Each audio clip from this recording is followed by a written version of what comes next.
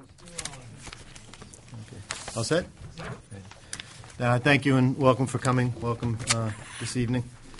Today is I'm sorry, I just walked in the room. November 27th. Are you done, Linda? Don't pay attention to me. All right, today is November 27th. Welcome to the Foxborough Selectmen's meeting.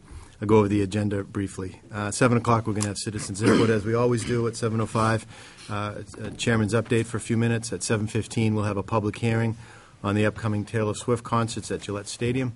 At 7:35, we have Randy, our finance director, and Deb Spinelli from the school committee and school committee representatives in the advisory committee to talk about the fiscal year 14 revenue and expense forecast.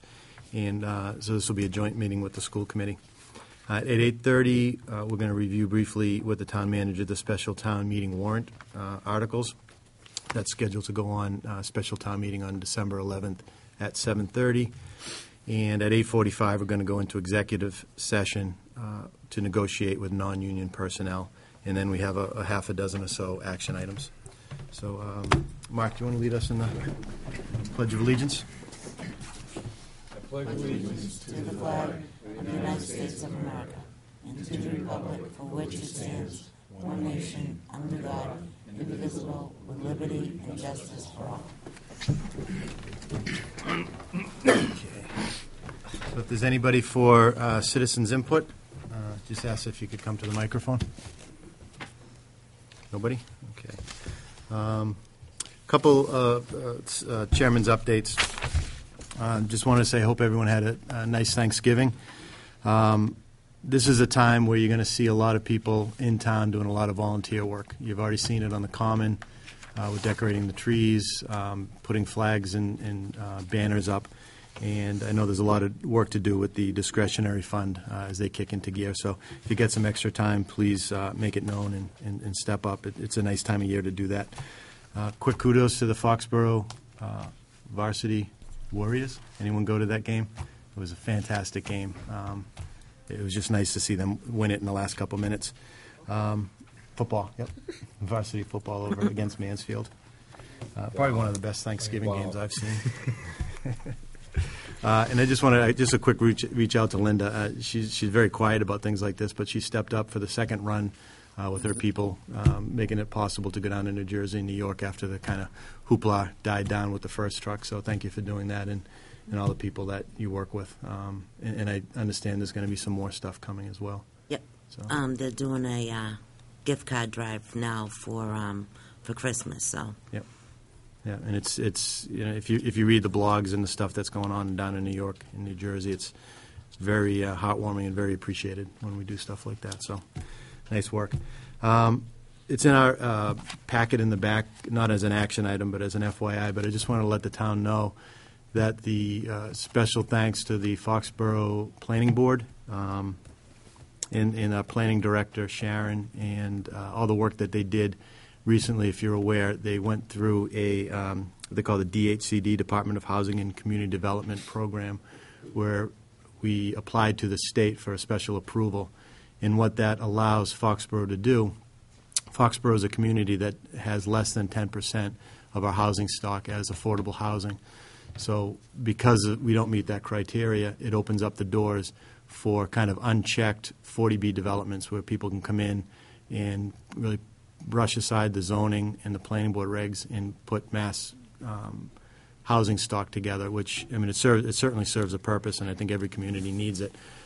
But what this program does is allows Foxborough, as long as they meet certain requirements, like 0.5% a year to get to that goal, and everything's done according to the regulations, we can tell the big, large 40B developments, not right now.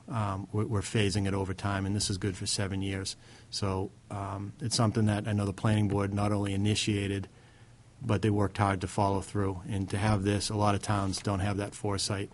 I'm working in a town right now that trying to deal with one that hundreds of units coming in, and it's a drain on the infrastructure, on the school system, on the traffic. So good job to the planning board. That goes a long way. And the last topic I wanted to talk about, I haven't spoken to anyone about this, but if you recall, a few weeks ago, the Patriots organization, craft organization, respectfully said thanks, but no thanks. So we're going to hold off on their plans for future development on Route 1. And if you remember, there's, I think that we're in it with the planning board, our different committees we set up, the water and sewer. So they took a breather from that. Some people looked at that as probably a good thing because there was so much stuff with billboards and casinos, and I think they thought we needed a break.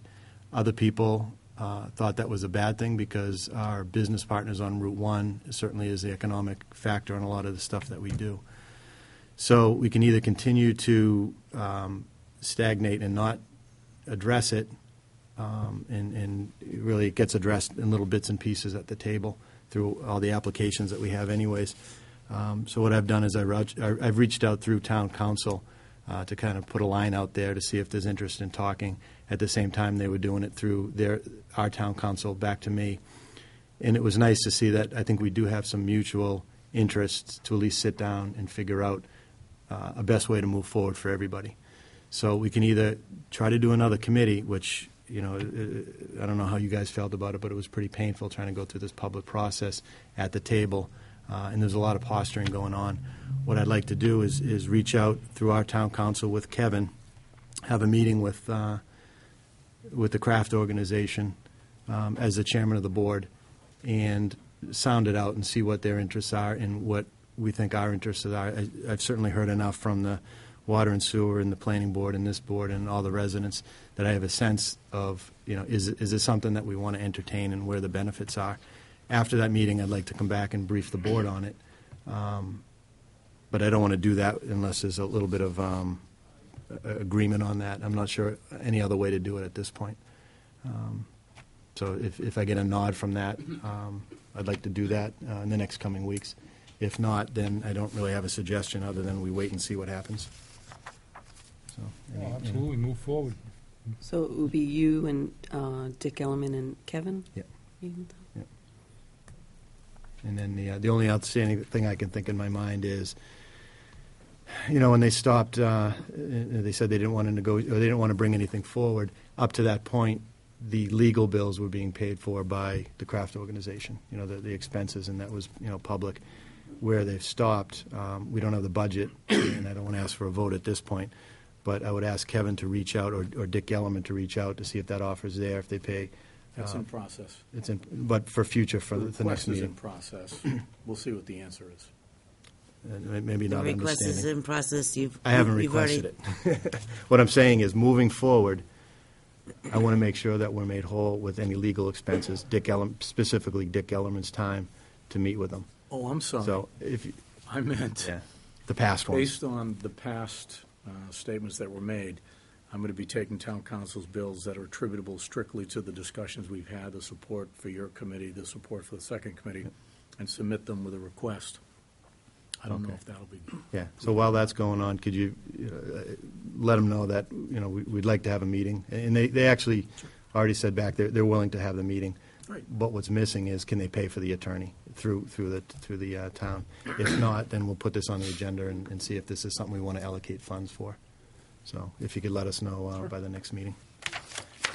So is that okay with everybody if we reach out and do that? Mm-hmm. Everybody? Yep. All right. What? Yes. All right. That's it for citizens and chairman's update. We have a public meeting starting in 5 minutes, so let's go through a couple action items.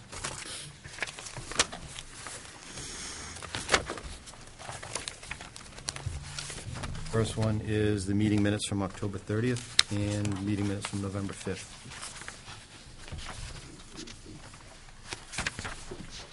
I Lorraine? didn't see anything. They look good. So, I move to accept the minutes from October 30th. second? Motion made by Linda and seconded by Lorraine. Any further discussion? All those in favor? Aye. Reviewing of the November 5th meeting minutes. I didn't see anything. It's all set. I didn't have any markups. Motion to approve the minutes from November 5th, 2012. Just one thing. Diana, just I thought that Kevin had mentioned it before, that if there's someone that's opposed to something, that we wanted to put that and the motion on the, on page 2.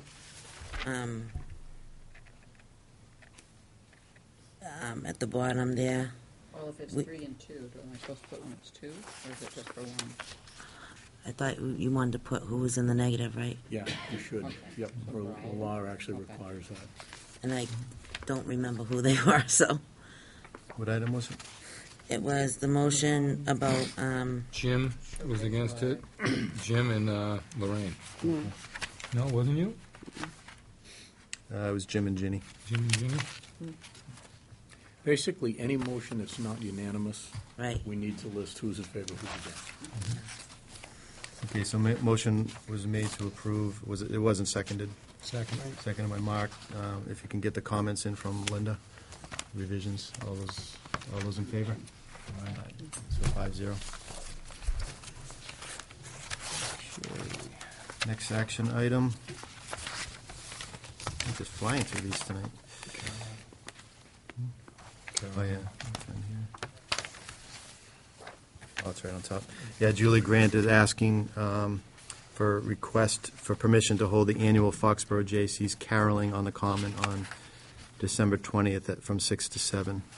And that is Thursday night? yep, just to make a disclaimer, I am a member of the Foxborough J.C.'s. I don't Sing? sit on the board, I don't sing. And I have absolutely no financial gain, but I would like to move that we approve the caroling on the Common for December 20th. Second. Motion made, seconded. Further discussion? All those in favor? Aye. Motion carries 5-0.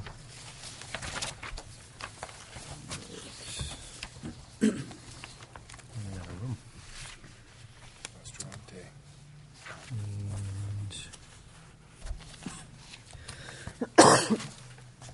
No paperwork with this. This is just the license themselves to be signed? And then there's, they handed this out. They gave us a nice menu in case you're hungry, James. Was that in the packet? Yeah, that was on your desk. It's on the that's why I desk didn't see there it, okay. somewhere. Got a takeout order number here. So this is a It's one of those doing turkey business pizzas. as Capriotti's. That's the Rusty Sandwich Restaurant that's going in down at Patriots Place. I make a motion to give the new common victorials, I can never pronounce that word, help me out, Randy. Vitros. License for Capriotti's sub shop to be located at 282 Patriots Place. Second. Motion made and seconded. All those in favor? Any more discussion? All those in favor? Motion carries 5-0. And there's a second one for doing business at Maurice Cab of Foxborough, Maurice Barcacci, for a Granted a taxi cab. taxi cab, limousine, and livery vehicle inspection. What's the motion? So, To grant a license, new cab, taxi cab license to DBA Maurice Cab of Foxborough. Second. motion made. Further discussion? All those in favor? Aye. Motion passes 5-0. And it's quarter past.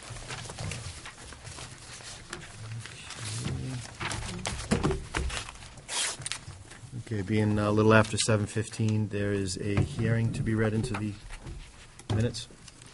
Okay.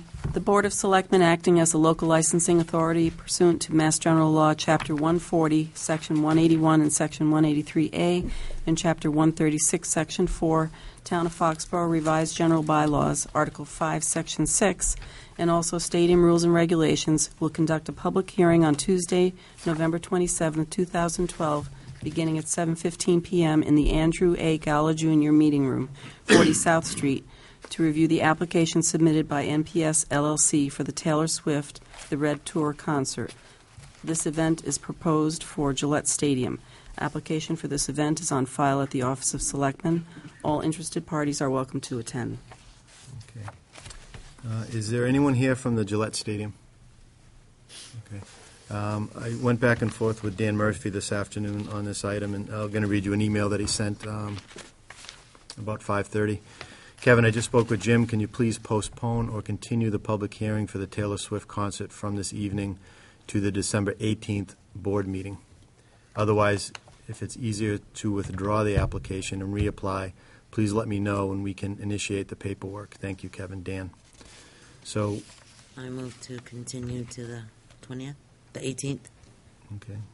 Motion made. Second. Under discussion.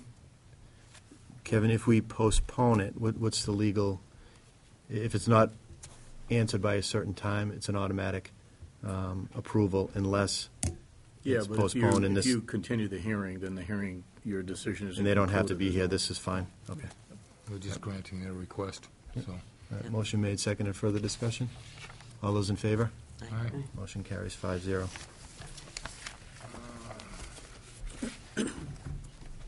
We're about 5 minutes ahead of time, but I don't see why we couldn't Come on, start Randy. that, right? Yeah. We can start that. That's not a hearing. People here from the school committee and advisory committee?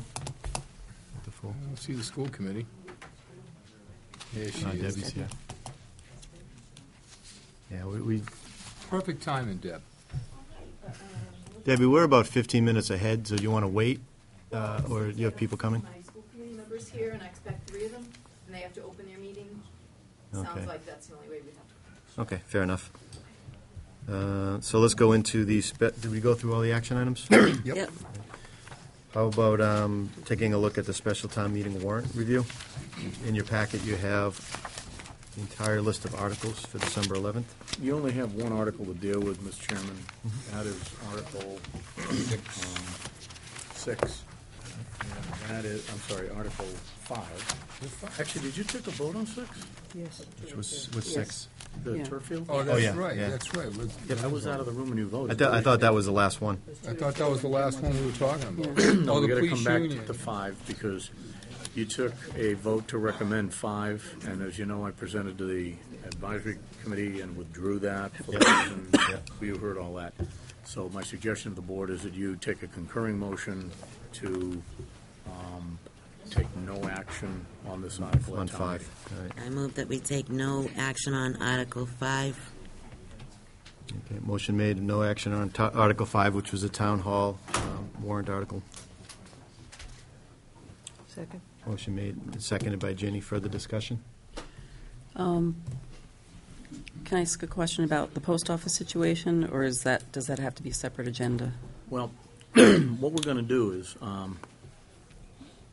we took a look, Randy talked to Frank, we did a little permutating, seeing if we could use this warrant article to try to get an appropriation to do the architectural, structural studies on the post office, because that looks pretty promising. We had the walkthrough, and it looks very promising.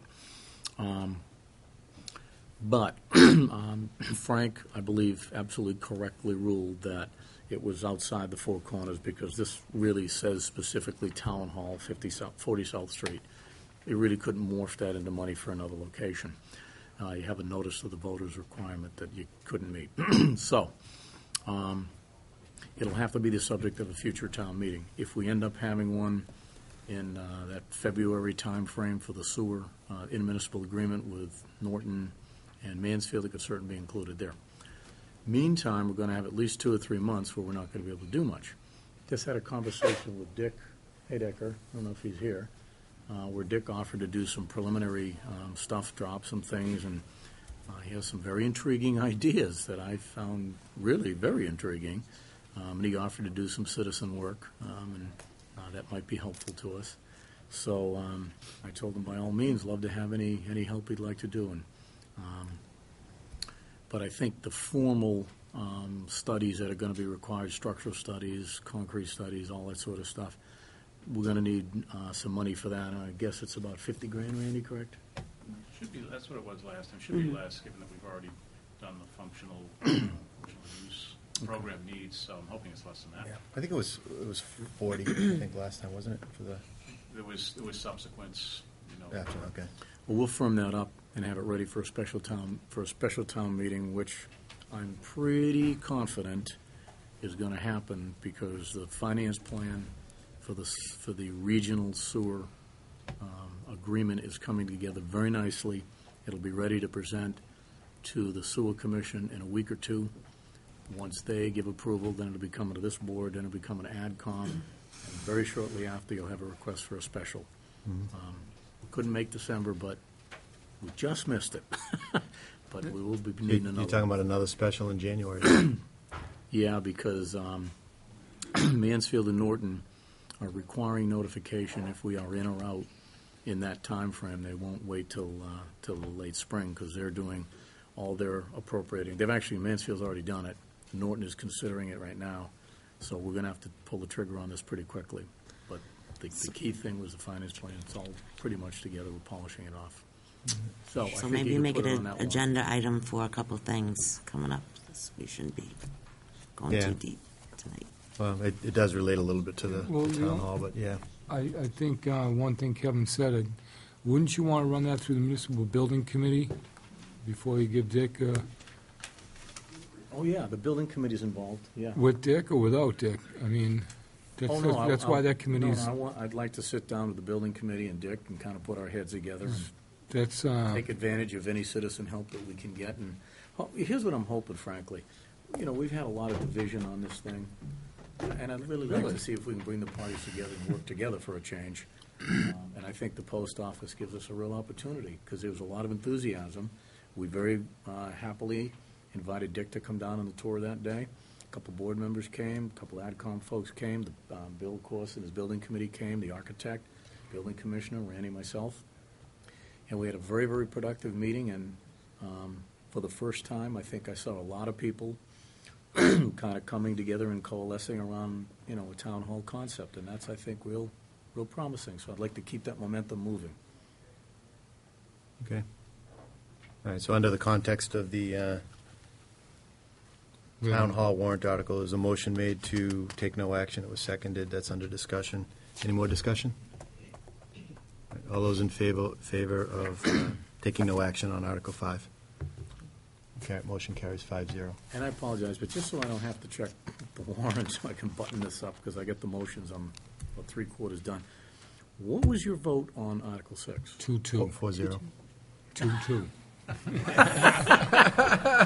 All right. We can reconsider it if you want, in the spirit of working He's together. asking the chairman, Speak a Mr. word. Sullivan. Well, no, because he refused. Mr. Sullivan was the chairman at that I point. abstained, so it was 2-2. Okay. Yeah. So that, Ginny and Lorraine were voted against it, Mark and Linda for it. all right, so the board didn't pass any motion with respect to Article 6. Correct, because it's a push, Okay.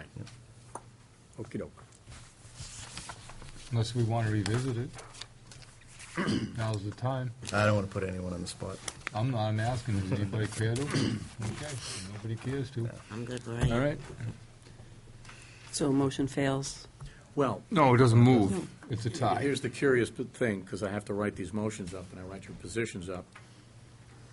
A motion to, I don't know, was it a motion to not recommend or a motion to recommend? It's a motion to recommend. Motion to Okay. recommend. So the motion to recommend fails, so you've not recommended it for lack of a majority. That's what the law says. But you've also not recommended it, and you've not recommended no action. So right now, you don't have any recommendation, except, I suppose, the chair, acting chair, would report the board was split 2-2. That's not a recommendation, but it's a report of your action. So, I'll make that report. okay, so It's I'll never- write the motion I will write the motion to reflect the AdComs.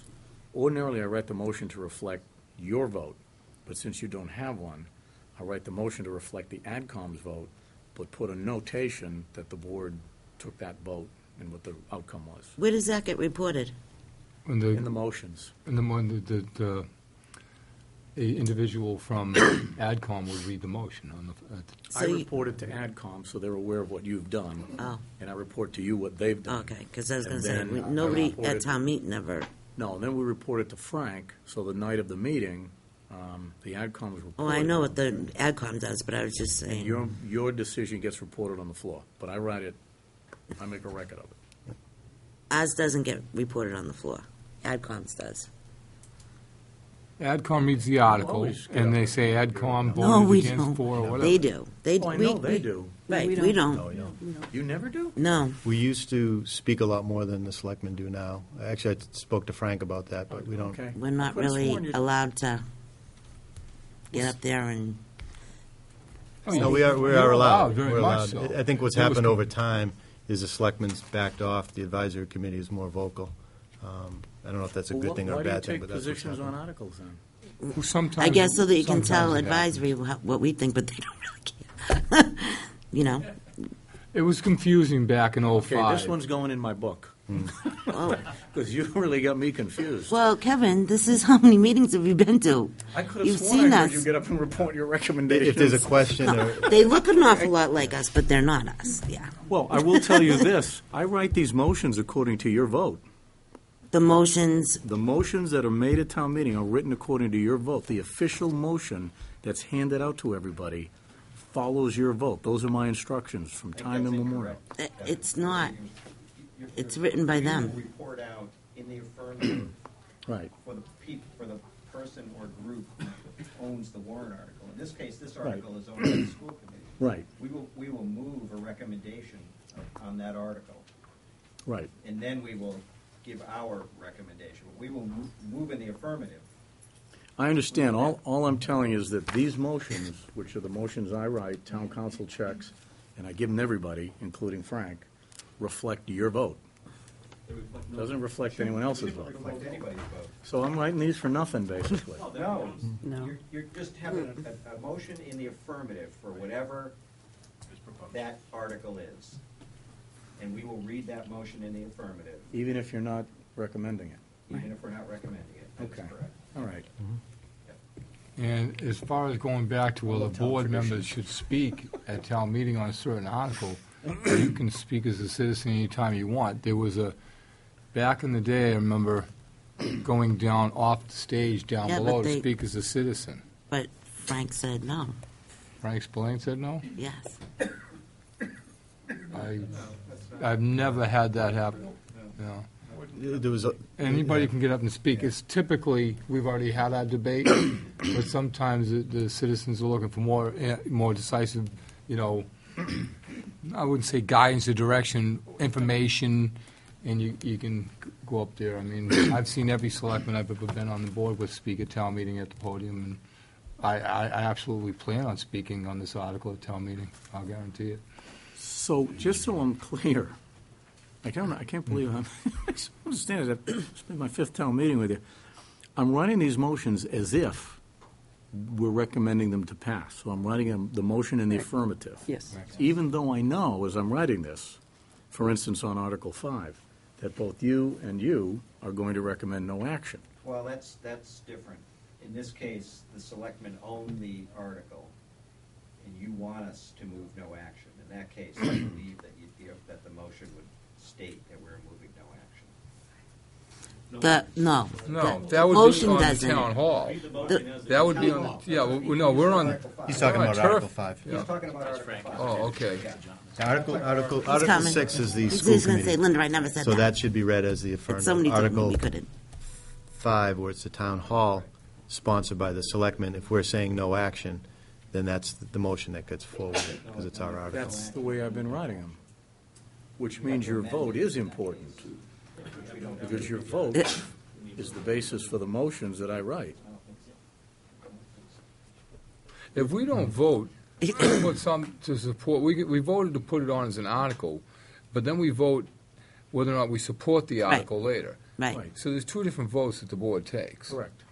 So, if you want to, whatever you want to do, continue to do, that's fine. It's more of just a formality at this point. It's, yeah. Well, let me reach out to Frank, Yeah, you, I'll and chat with you afterwards, because tomorrow, so we'll have a selectman, an advisory committee, and Frank and you, and we'll figure it out. Okay. We don't want to confuse people more than we are doing. Yeah. Or the town manager. He's confused all the time. Don't worry about him. So, So that's it for, yep. that's the only one you needed. Yeah, that's it. Yep. So we've entertained everyone for 10 minutes while we killed some time while the school committee got here. You guys all here? 5 minutes early, but you want to come up to the table? That'd be good. We have enough chairs.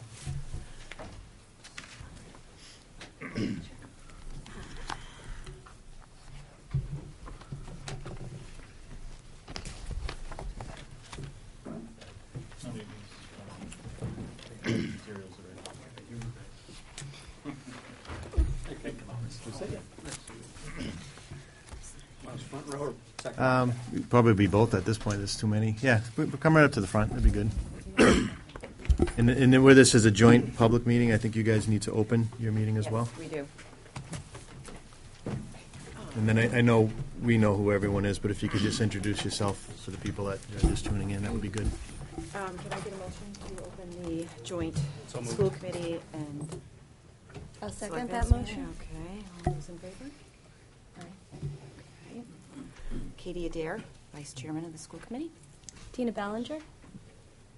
Bruce Gardner. Great.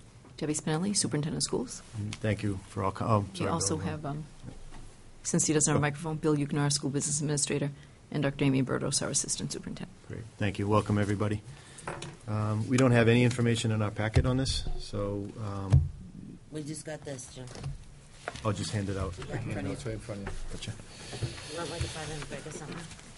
It's nice if things are in the Sandwich, packet before we get coffee. here, that's all. They're never in the packet Thing? anymore. Used to be. That's what we want to get. All right. Freshest information we can. All right, you want to present? Great. Thanks, everybody. Good to see this group gathered together again. You have two documents in your packages. This one here is the preliminary revenue forecast for FY14. You also have the financial forecast that goes out through fiscal 16. And I'm not going to cover this document. This is the multi-year plan, but this is just there. I'm going to cover some pieces of it within this document, but this is just there for your information about what the longer-term plan looks like at this point in time. But I am going to focus on this one. As I go through this, I'm going to cover it on a broad level, and I'm not going to get very deep into it. I'll get deep enough into it so you have the understanding of what the preliminary estimates look like. So I'll probably cover about 6 or 7 of the slides, but I'll really go into about 2 of them in any depth. Let me start off here with the first one here. This is the budget milestone calendar. I'm not going to cover this one in any depth because I think most around the table here understand the process. But at a high level, we started the budget process in November, and budget requests are due the beginning of December, and then we will compile the budgets and distribute them by the last Wednesday, or the December 19th, Wednesday. They'll be available for advisory committee. Larry, if you're going to have a meeting that night, you can let me know. We can make them available, and I can do an overview of how they've rolled up at that point, the requests. If not, we can make them available in the Selectmen's office, or I could go into detail that night on the financial forecast, whatever your call is. So then in January, we start the review process. Advisory committee goes through every Wednesday night. They go through all the different departments.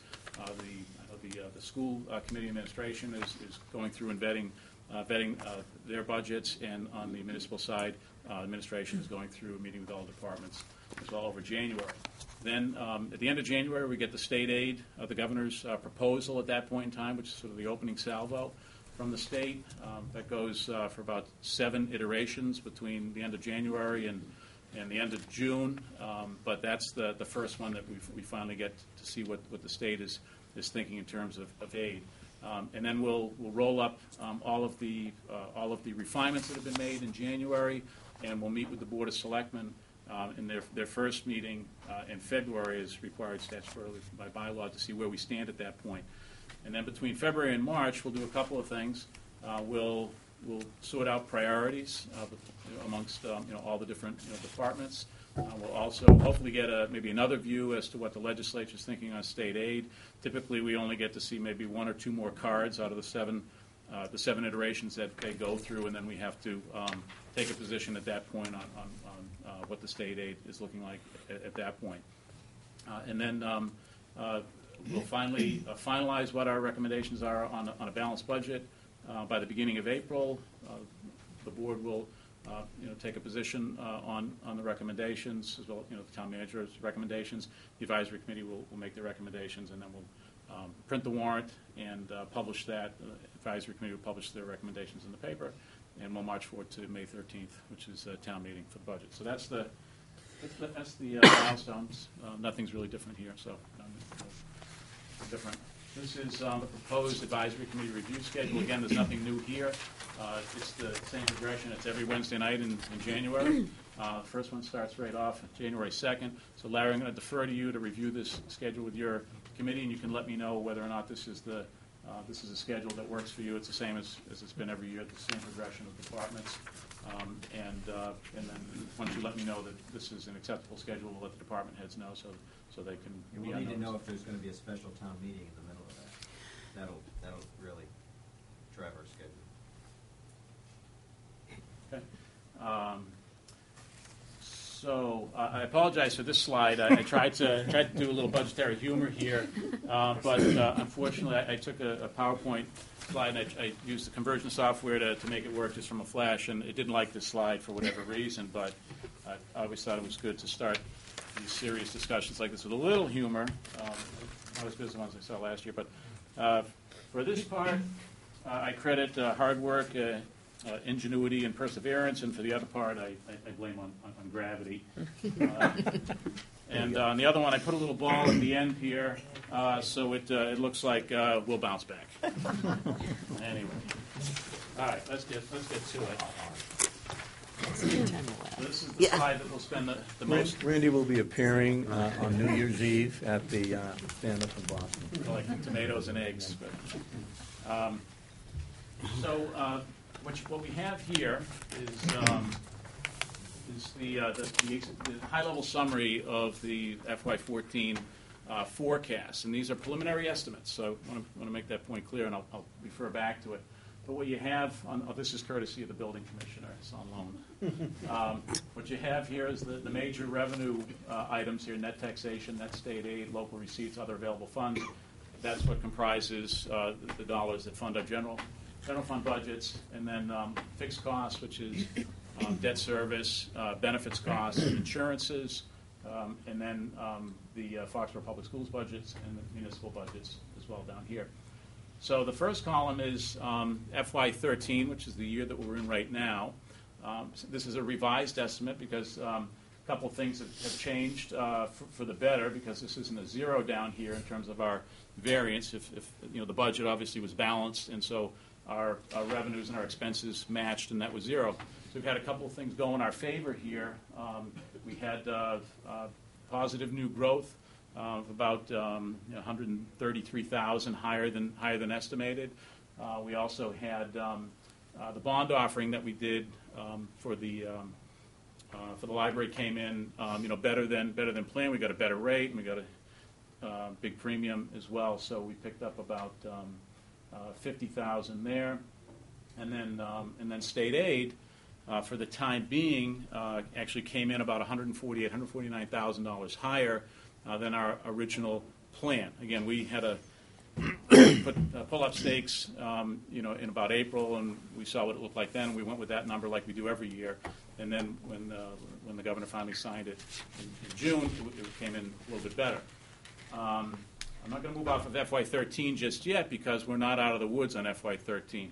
So it's great that we've got a little cushion here this year, but news that's now coming out of Executive Office, Administration, and Finance this month is that, as many of you probably are hearing, is that the state tax collections are off by about $250 million, $256 million, through October. And that was the trend that they were on, but now Mr. Gonzalez, the executive director, is making statements to the effect that we now may be looking at mid-year state aid budget cuts. We've been to this movie before, and Jeff Beckwith, the executive director of MMA, Mass Municipal Association, has tried to quantify what that might look like at this point in time, but of course it's all crystal balling until the state leadership gets together and figures out how they're going to balance it. They have reserves just like we do. But his estimates that are printed in this month's Beacon is about possibly a $100 million reduction to local aid, and for Foxborough that would translate into about $100,000. So the good news is that we didn't plan on using $148,000 this year of the state aid that we were scheduled to get. So even if it went down $100,000, we're not going to impact operations this year. That's what it looks like today. we'll see how it progresses. So that's FY 13. So now we'll move over to what we're here to talk about, which is FY 14 in the next column. And again, just to jump right to the punchline here, it's at the bottom. FY 14 revenue is preliminarily estimated to increase about $1.76 million over FY 13. Fixed costs are initially estimated to be about $150,000 less than last year, driven entirely by assumed health insurance changes. As the board knows, you've recently taken a vote to start down the path of implementing GIC-like state health insurance-like plans, for Foxborough employees. And if that is achieved by September, then we would be looking at some substantial savings on the town side, and actually should be some premium savings, for employees as well. And that's estimated about $342,000. So with that, the net increase available for operating budget is about $1.91 million, and I can't highlight enough, and I've got it in red here, what's below that number, what I'm estimating to be $1.91 million in incremental dollars available for operating budgets. These numbers here, Foxborough Public Schools budget and municipal budgets, these are proxies. These are placeholders. These are not budgets. We have not done the budget work yet. That's what we're in the middle of doing right now. So Bill and I have, taken a shot at, just ourselves what this might look like. These are not the budgets. The budgets will look different. So don't take this number $43 million to the bank, or the approximately $2 million increase in operating budget spend as this is where we are. We're at the starting point to develop those budgets. What we're here to really focus on is this is what the revenue picture looks like at this point. However, based on what I just relayed to you about state aid, and I want to go through the assumptions here so you understand these major components. This number here, the state aid change that I'm estimating down by about 100,000, may go down a little bit more. So we're looking at potentially, with these estimates, about $250,000 in positive territory. That may evaporate when we see what the governor's proposal is at the end of January for state aid, and when we finally see the budgets come in December, the requests, and see how they roll up. But that's the starting point here, is that we're looking okay, but we're at the beginning of the process, and there's a lot of things that are going to change, which is the nature of the forecasting, is that these numbers do change. I just wanted to break down what drove the changes in each of these major categories. For the net taxation, $1.283 million increase, $883,000 of that is associated with the increase related to Prop 2.5, increasing the existing levy by 2.5%. $508,000 is the estimate on new taxable growth. That's an assumption that was developed jointly with the building commissioner and our chief assessor. We go through this exercise every year to give our best proxy as to what this looks like by those who have their ears closest to the ground about what may be brewing in town, and that's what the number looks like at this point. We usually come pretty close. Try not to go over it. We also reduced the debt exclusion taxation that we needed to raise by about $70,000, and that's due to a combination of amortization of debt exclusion debt and the favorability that we had with the library offering. Of course, that doesn't help operating budgets. The fact that we're not going to collect $70,000 there, that's a direct benefit to the taxpayer, but it's just to fund debt service. But it's less taxation. And then there were $35,000 in miscellaneous increases, in combination of the overlay account and snow and ice. On the state aid, the assumption there that I went with for the time being is that the major accounts, Chapter 70 education aid, and the lottery accounts, which is the bulk of all of the aid that we get from the state, that those numbers would remain flat. That was the early intelligence that we were getting, but now it's not looking like that's going to be the case. But that's what's in here now. And then all of the other items were estimated based on trend. I look at 3, 4, 5, 6 year trend and project them out as the trend indicates. The reason that I'm projecting a reduction in state aid at this point in time is primarily related to the Foxborough Charter School. We get an assessment from the charter school every year, as you know, and the assumption at this point, not knowing how enrollment's going to change there, is that the assessment would remain flat.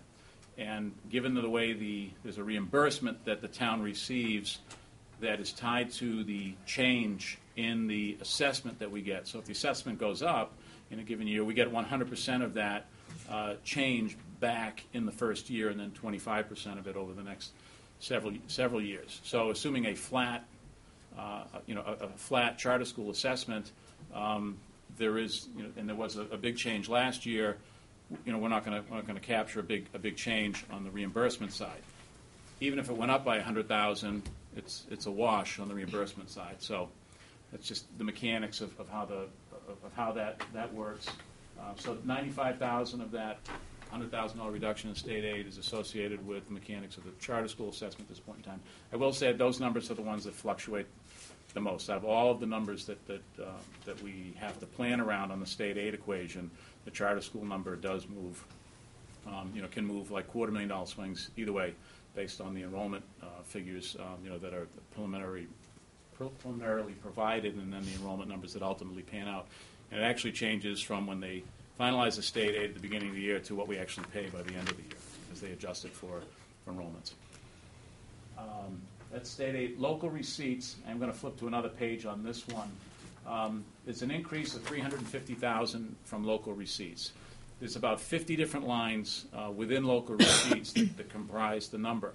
What we do here is we estimate what all of the local receipts items may be, for the ensuing years, and then we only budget an amount that would then return $1.5 million to recharge our free cash. So this is probably one of the more complicated concepts. So I want to flip to a page that actually explains that, which is going to be first off on page 12. These are all the detailed assumptions on local receipts. Don't worry, I'm not going to go through that, but you have it in your packets. There's all kinds of different assumptions for all 50 line items here, and it's impossible to nail each and every one of them, but in total, we do a pretty good job estimating what the total is going to be. It's always puts and takes. But on page 13, I wanted to explain how we derive what the local receipts number is, because there's often some confusion around this number. So the top line is the gross estimate of local receipts. All of the numbers you just saw on that eye chart on the prior page. Then what we do is we remove the meals tax revenue, and I think everybody knows why we do that, because we do not use meals tax revenue to fund operating budgets. So we strip that right out, that line here. So what's left is the local receipts less meals tax. That's the net that we're working with. So then in the out years, 14, 15, and 16, we derive the amount to put forward for local operating budgets, a number that would generate $1.5 million in what is in essence free cash recharge for the next year. So local receipts are budgeted conservatively in order to generate the necessary free cash to fund the following years. It's actually 2 years out the way the cycle works. Operating and capital budgets, $1.5 million is the annual target for this source, has been for several years. Not under budgeting this revenue source would create a significant budgetary challenge in the following year and take away the town's financial flexibility. This is if you think of it this way, let's say we said we're going to use the gross number. We're going to use it all. We're not going to try to generate $1.5 million. Well, in the next year, actually in 2 years out, you will not have that $1.5 million to go into operating and capital budget. So we have created a hole. And this is a practice that has started quite a while ago, decades ago. And what this practice does is it's a dose of fiscal conservatism, and it gives the town its financial flexibility. What I mean by that is, is that when the hard times come, and, we go through the cycles, we can then take our free cash that gets recharged, and rather than split it approximately half towards operating and half towards capital, or something close to that, we can emphasize the operating budget so as to maintain services, and we start to slow down, what the investment is in capital. That's typically been the priority in this town, and that's a financial flexibility tool that we've had, and we've done that. So what you'll see is we go up the ladder on how much free cash we allocate towards the operating budget. At a peak, we've been at about $2 million, and then if good times last for many cycles, we can typically get it down to about $1 million in terms of what goes into the operating budget, and the rest can go into capital or replenish our reserves. Right now, we're at about $1.5 million, so we're sort of right in the middle. We've been coming down off the hard times, and so believe it or not, these are the good times. So we're targeting actually $1.5 million for operating. I thought I'd take the opportunity to highlight what's going on with meals tax as well. The board gets an update on this quarterly in order so they can have an eye on how the policy that they voted is actually being carried out, which the policy is that the meals tax money will only be used for the OPEB trust funding as well as roads. So fiscal 12 is our first year, but it was a stub year, meaning we didn't have full 12 months. We had 10. We collected $66,000.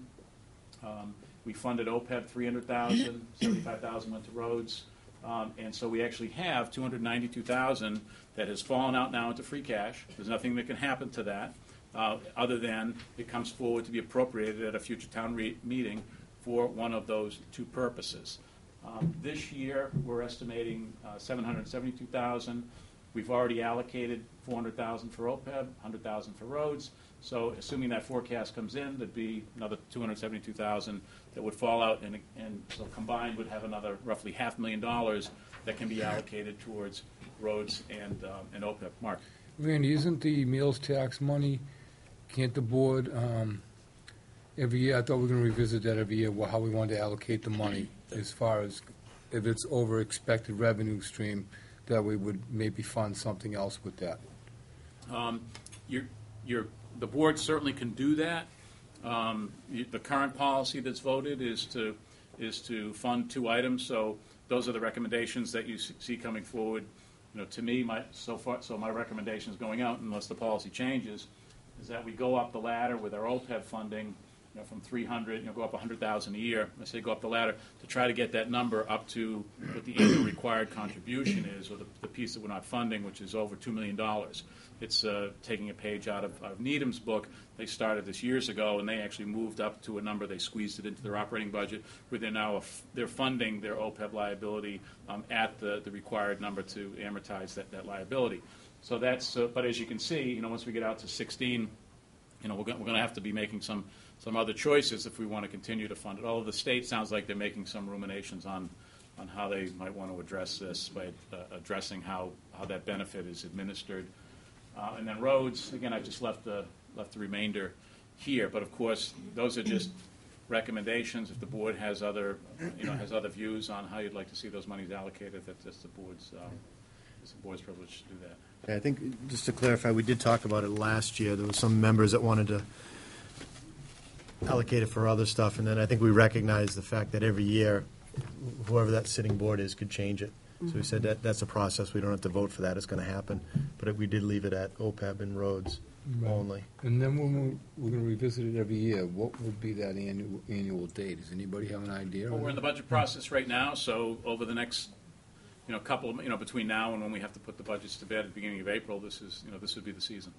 Now, is the board able to allocate that money for whatever it sees just, or is it town meeting vote on top of what the board says? It has to be appropriated. It's a local receipt, so it comes in. If you're funding it from balances that exist, like the 291 is now sitting in free cash. Mm-hmm. So that would be an appropriation from existing cash that was generated from local receipts. What we did in fiscal 13 is we actually voted to allocate expected receipts, just like we do taxation. So we voted, based on what we expect to receive at town meeting, consistent with your policy. And one of the reasons why we didn't totally commit it is because we'd like to see a full year's revenues before you start, because you can always come back and reallocate this into roads and OPEB. But it's just the board's policy vote, and then confirmed by a vote at town meeting. So going back to page. Randy, I know there's some people from the AdComs. I saw a hand I up. just want to comment that, while the selectmen can make a recommendation, and ultimately it's the AdCom's budget, and we would be presenting our recommendation on how to allocate those funds to the town. Correct. Page 6.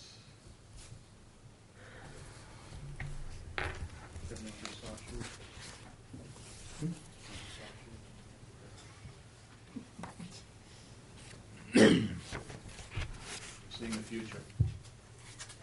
Okay, so this is where we departed, local receipts, other available funds,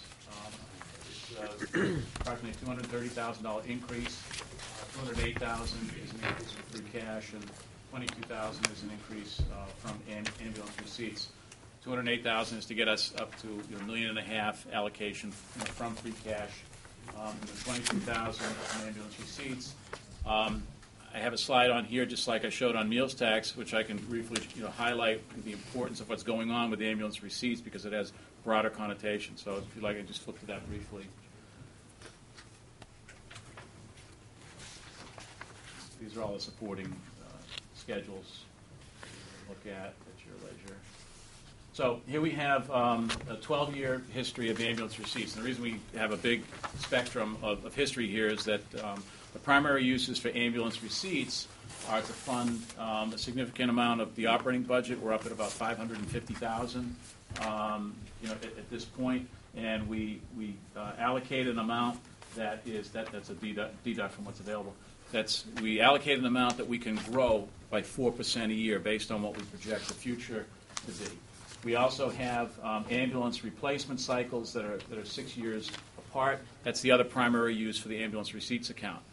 But with the change in the rate structure, with what's charged for ambulance services, you can see we had a 67% jump in receipts and ambulance receipts last year, up to almost $1.2 million. And as you recall, the policy that we're following here is that these funds now, the excess funds, are now able to fund all of the fire capital needs. The engines and not in addition to the ambulance, but the engines, all of the other capital that they require. And as far as non-building capital, it's the most expensive capital costs that the town has. And typically, what's been happening is that we've been funding the bulk of that from free cash. So it's been a significant drain on free cash, which has sort of been starving out other capital items. So the point here is that now that we're currently up at this level, and based on what we voted at the last town meeting, to fund all of the fire department's capital needs, and some of it was sort of borrowed from free cash, but because they're on a run rate, they'll pay us back here. That this is payback, the $637,000. They should be able to, assuming that the bottom doesn't drop out of this, of the revenue, they should be able to fund all their capital needs, which means more free cash available for other capital. So that's really a major positive in terms of the town's financial condition and its ability to address its non-building related capital needs. And so I wanted you to see how significant those numbers are. And they really have leveled off this year. They're not going up at another 67%. I mean, this is the number that we're at. I'm hoping that we can hit this number. It's looking like we're just under it at this point, maybe by about 5%, but I don't know if it's seasonal. But that's a good news on ambulance receipts. It's back to page 6 again.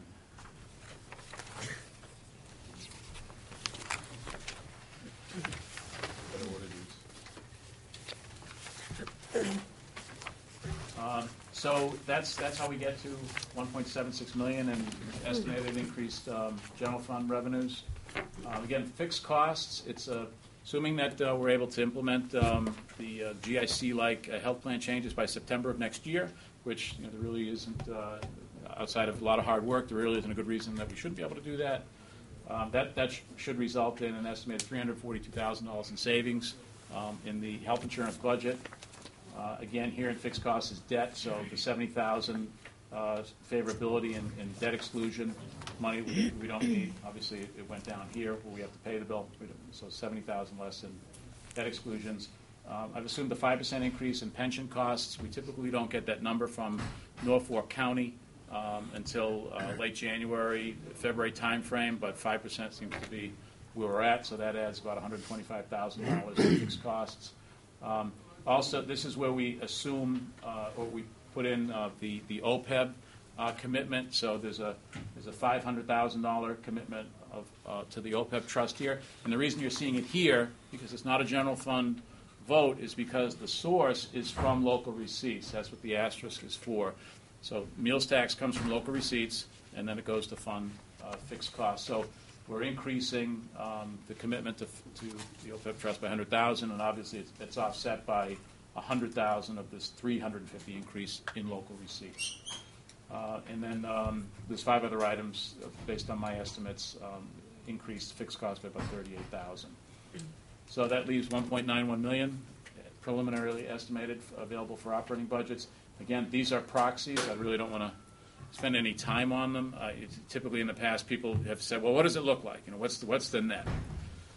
If you want to see that, it's maybe $250,000 positive, but I think I've highlighted there's enough variability here with the state aid, how the budget's going to come in, that we'll have a much clearer view end of January. We'll get a clear view on the requests, the end of December, refinements in January, state aid number, initial proposal in January, and this number will be different. One last thing that I wanted to highlight, given that there's been that we had a lot of discussion about it with the boards, which is the 2 major capital projects that have been under consideration. Don't worry, I'm not going to go over this. I just want to highlight some things. And that's the Town Hall project and the artificial turf field project. So as you recall, I've been before the board here, I think it was earlier this month, talking about how we could fund both of those projects through included debt. And I think as most of you know now, I've backed off that recommendation, and I want to explain why, what changed, and what changed so quickly. So what I proposed earlier in the month was I identified revenue streams that were certain, which is the unclaimed, if you will, increased tax revenues, new growth, the $405,000 that we didn't use from last year, and it included debt service that was coming off the rolls. So those things alone would cover the debt service, the included debt service for the Town Hall project. And then with what looked like was going to be a savings or an increase in state aid, but now it doesn't look like it's going to be, would have covered all and then some of the included debt service for the turf field project. That was the revenue side of the picture. So before doing the work of the detailed work of looking at all of the expenses and how that was going to play out over the next 3 years, I had made some rough estimates without actually doing the hard work that I've now done, and I was assuming that that the expansion in the operating budgets would be about 25% less than what Bill and I have come up with as proxies at this point. So it's about $500,000 more than what I thought. I thought we might grow by about $1.5 million. At this point in time, the preliminary estimates looks like it might be about $2 million. Again, we have to do the work. So that estimated growth in expenditures pretty much gobbled up all of the revenue that I thought would have been available for included debt. I wasn't able to get this work done prior to what the timeline was to speak to the funding on the other 2 projects, but I did shared it, and that's where we are. So what the multi-year forecast shows, what I've got here is I've got all the expenditures in the general fund, all the revenues that come in. I also include other sources because all of these expenditures are funded by other sources. There's a significant commitment that the schools make, over $2 million approximately annually from other sources, grants, revolving funds, and the recreation does the same thing. They commit a significant amount to fund their budget. So that's why these numbers might look a little bit different in total than what you see in the other page. Includes the other sources that fund operations. But the forecast at this point shows, this number should look familiar, 255,000 is a possible positive in next year, and about 213,000 in a deficit, 138,000 in deficit the following year, and that's just baseline. That's with no included debt for those two capital projects. So that's what it looked like once the estimates, preliminary estimates for the expenses got layered in. So these deficits manageable at this point in time. They're a year and a half, 2.5 years out, manageable. So it's not a scary scenario at this point. But so what I've done is I'm taking that line and I'm showing you 5 different scenarios that I ran. So this is a scenario that we were just looking at. FY14 positive, that's what we've been talking about. 15 and 16 run into the negative based on current estimates, all in revenues and proxies, estimates for expenses. So then if you layer on the town hall and turf field projects with included debt, you can see the numbers become unmanageable in 15 and 16. And if you just look at the town hall only, same situation, turf field only, still not something I'd be comfortable with myself for included debt. These are more manageable numbers. These are more of a challenge. So the current scenario that we have right now is that's on the table is to finance the turf field with, in essence, cash assets that we have that would be used for capital items. So those cash assets do not impact the operating budget. So therefore, in this scenario, the operating budget nets are the same as the baseline scenario because we're, in essence, taking the cash to fund the turf field, or proposed cash to fund the turf field from capital cash that would have gone would go to capital projects. Randy? So I wanted to explain that, and I hope that makes sense to everybody.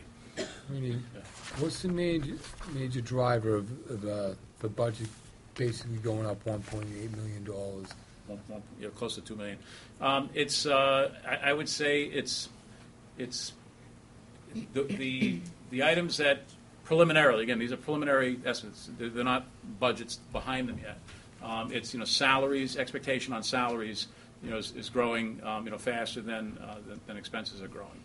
And in essence, if you boil the whole thing down, and you have all this in your packet, over here you can see I've given you 4-year averages. This is expenditures. So the 4-year average on expenditure growth is 3.5% estimated, and then the 4-year average on revenue growth is 3.4%, and that's before we layer on any included debt. So basically, you have estimated expenditures projected to grow faster than revenues. So basically, you're saying there's going to be increases in salaries to employees.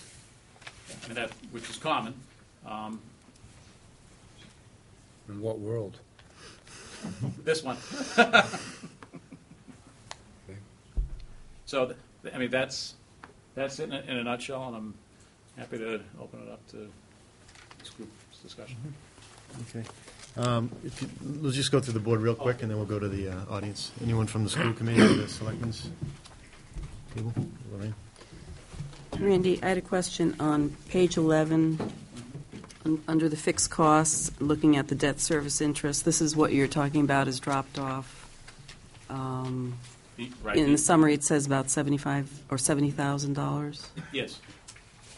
When I look, it looks like it's going from $176,000 to $55,000, and then down to $39,000. You catch up to you here. You said Page 11, yeah, down. So right. Down here, there's actually Debt 3 interest. pieces of it. Okay. Debt service principal, debt service interest, and then there's override debt.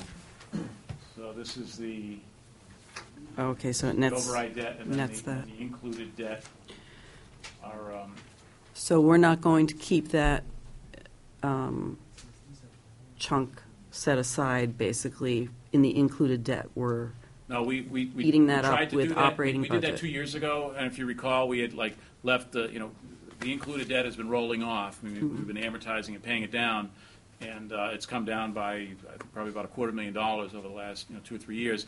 So 2 years ago, we tried to maintain $100,000 of included debt capacity, and in anticipation that something would happen, with the town hall project, and then when nothing did, as we rolled into the FY13 budget process, we didn't, in good conscience, we could not put that, on the table to fund operations. It would seem silly.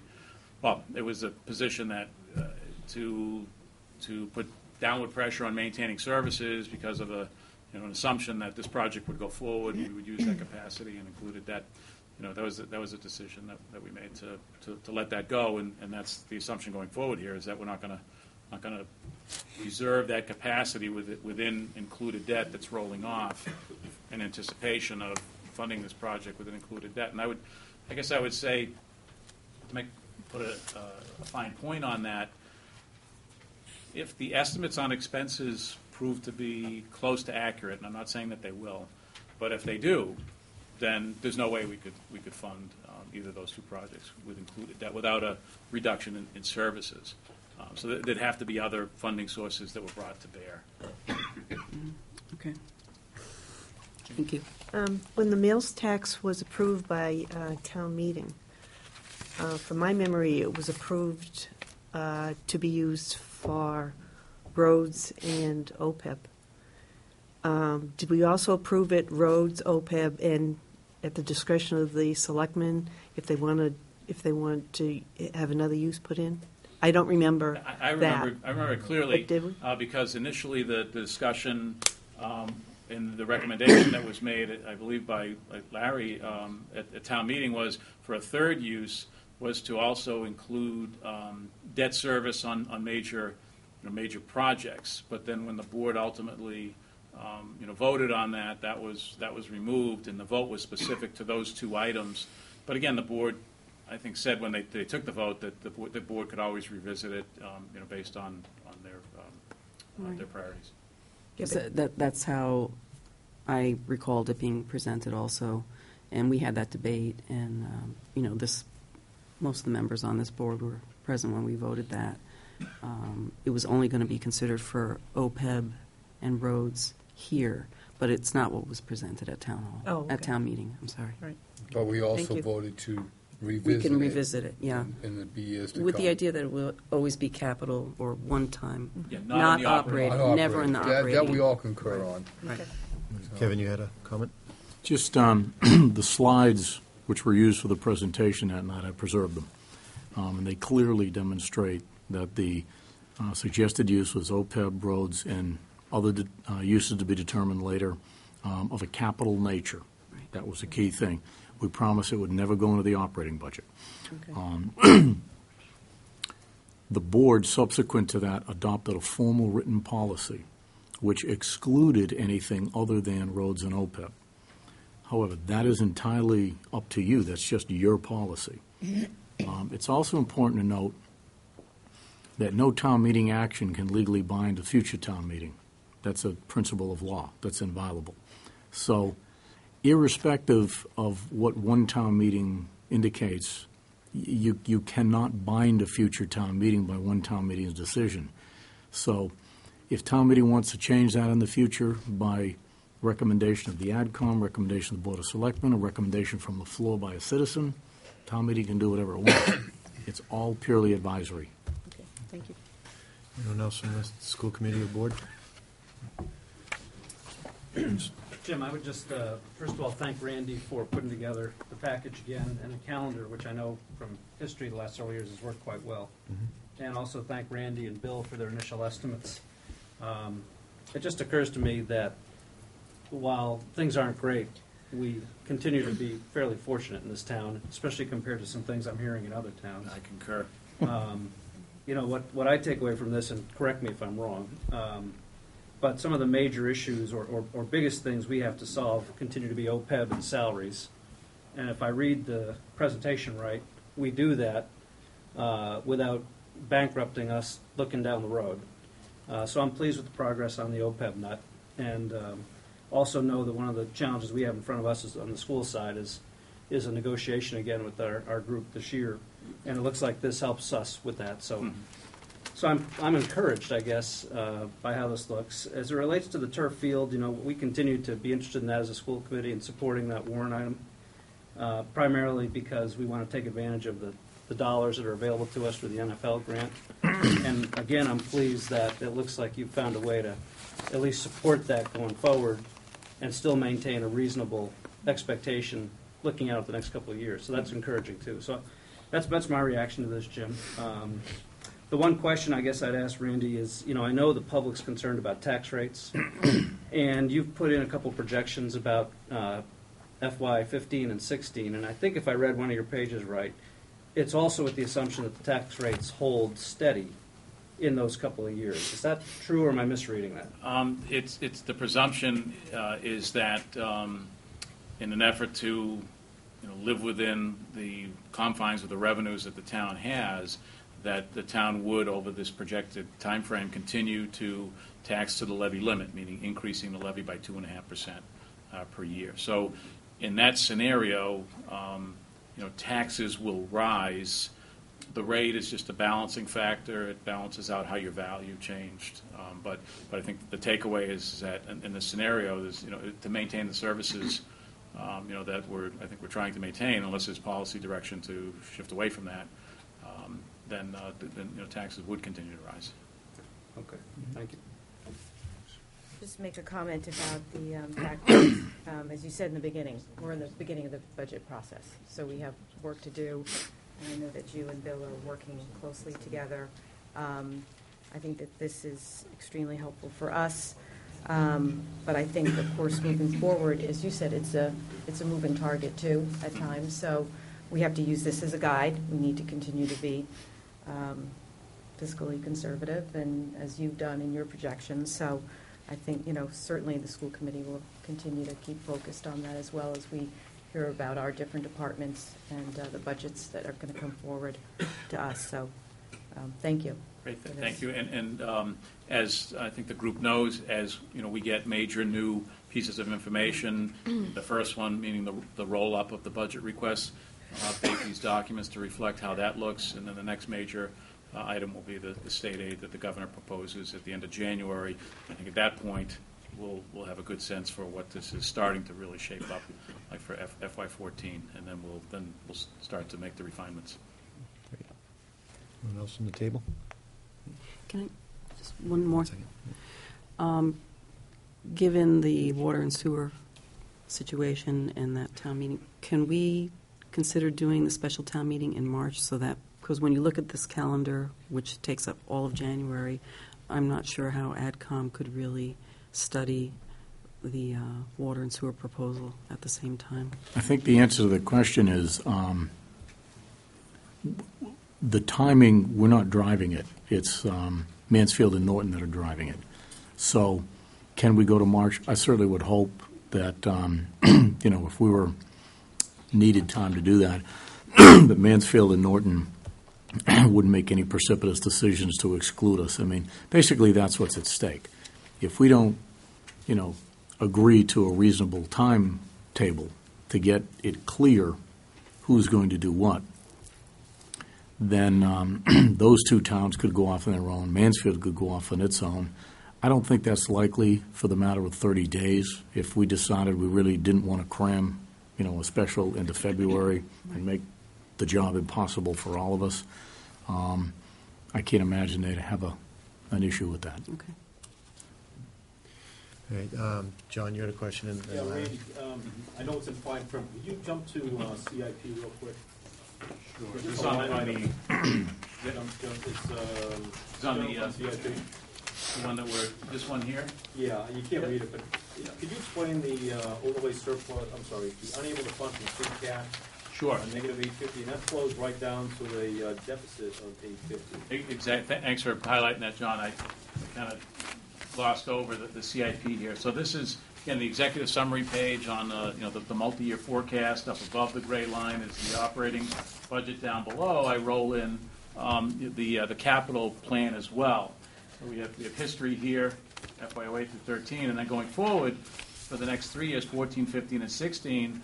What I have is the 5-year capital plan that we had landed on back in March, and then I updated it to do a couple of things to, in essence, move out the town hall project, not to take it off the map, but with the understanding that based on the way things are looking, with these projections, that it could not be done with included debt. So if it were to be done, there would have to be other revenues or excluded debt. So typically, if there's going to be a project that hasn't been voted forward yet and it's going to be excluded debt, I don't include it here. Just like we know that there'll be 2 school projects coming forward.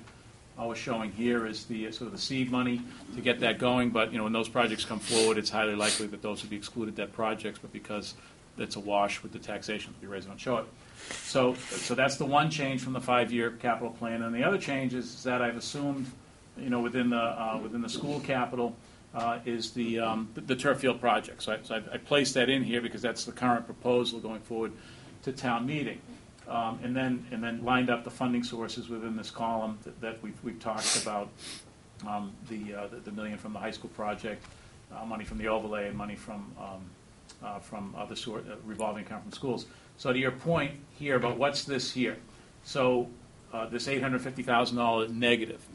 So what I do here, the plug, and again these are projections on how to finance all of the capital that's in the plan, is free cash. So we identified all these other sources that are reasonable to fund the capital with, and then the plug is how much free cash do we need in order to balance it. So in FY14, based on everything that's currently listed in FY14, as capital, a lot of which will probably not get done because we don't have the resources to do it, or they're not a priority anymore.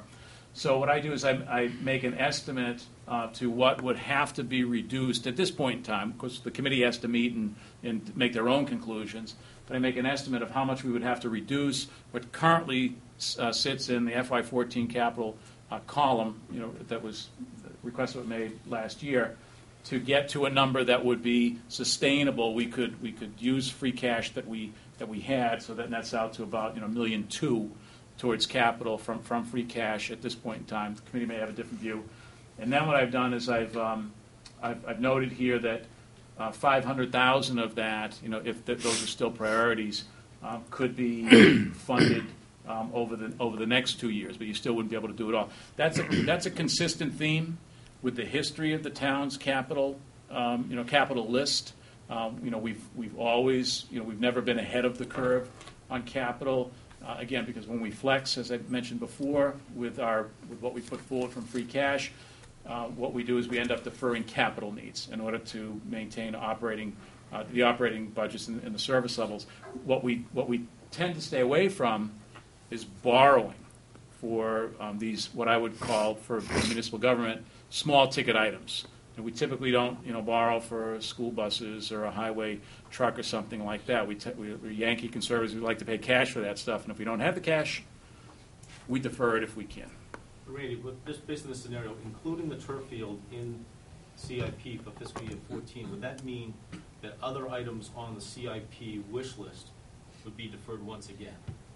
I think the best way I can answer that is that there's I think what we've cobbled together is $1.2 million of cash that the town has in various three accounts, plus 400 and some odd thousand of other private grant and donated services. So the best way I can answer your question is that's $1.2 million in cash that is is available and would be recommended to be used for capital. And right now, the question that's at hand and is being put towards the policy boards and the voters is the turf field.